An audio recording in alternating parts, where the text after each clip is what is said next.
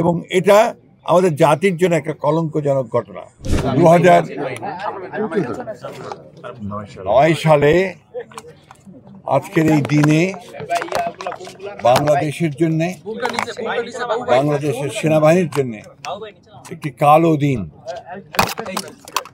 এই দিন বাংলাদেশের শত্রুরা এবং বাংলাদেশের যে সেনাবাহিনী, সেই সেনাবাহিনীর শত্রুরা তারা চক্রান্ত করে বিডিআরে যে অভ্যুত্থান নাম করে সেনাবাহিনীর চৌকস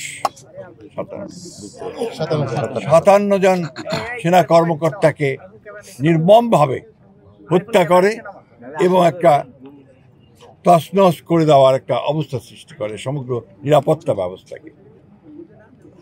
এটা বাংলাদেশের শত্রুদের উদ্দেশ্য ছিল, প্রধান উদ্দেশ্য ছিল বাংলাদেশের নিরাপত্তা ব্যবস্থায় আঘাত হানা এবং বাংলাদেশের সেনাবাহিনীর যেন মনোবল নষ্ট হয়ে যায়, যেন তার দুর্বল হয়ে যায়, সেই কারণে এই ঘটনা হয়েছিল।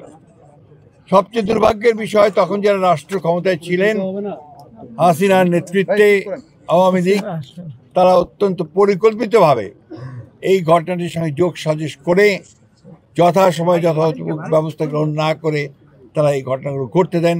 2 দিন ধরে বিডিআর পিলখানাতেই হত্যাযজ্ঞ চলে এবং আজ পর্যন্ত, এখন পর্যন্ত এটার যে পূর্ণাঙ্গ সঠিক নিরপেক্ষ তদন্ত, সেই তদন্ত হয়নি।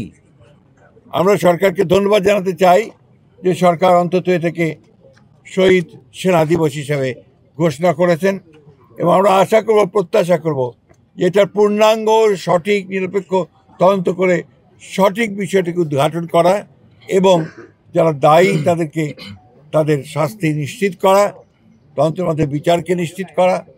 এবং এটা আমাদের জাতির জন্য একটা কলঙ্কজনক ঘটনা। আজকে এই দীর্ঘ বছর পরে, আজকে প্রায় 16 বছর পরে আমরা আজকে সবাই ঐক্যবদ্ধ হয়েছি। দেশের রাজনীতির একটা বিশাল পরিবর্তন হয়েছে, আমূল পরিবর্তন হয়েছে। বাংলাদেশের ছাত্র জনতা সেই ফ্যাসিস্ট শক্তিকে উৎখাত করে আমাদেরকে সুযোগ সৃষ্টি করে দিয়েছে আজকে একটা নতুন বাংলাদেশ নির্মাণ করবার। আজকের এই দিনে শহীদদের প্রতি আমরা গভীর শ্রদ্ধা নিবেদন করছি।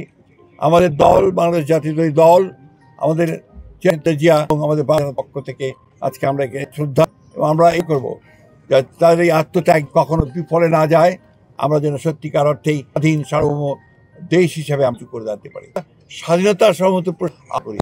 আজকে এই হোক আমাদের, আজকে আবারও তাদের পরিবারের সহানুভূতি জানাচ্ছি, সমবেদনা জানাচ্ছি এবং অনুরোধ করব, আহ্বান জানাবো যে সরকার এবং সেনাবাহিনী তাদের পরিবার যথার্থভাবে তাদের ক্ষতিপূরণ করেন এবং জনগণকে একটা ধারণা দেন এবং সেনাবাহিনী তার পারিবারিকভাবে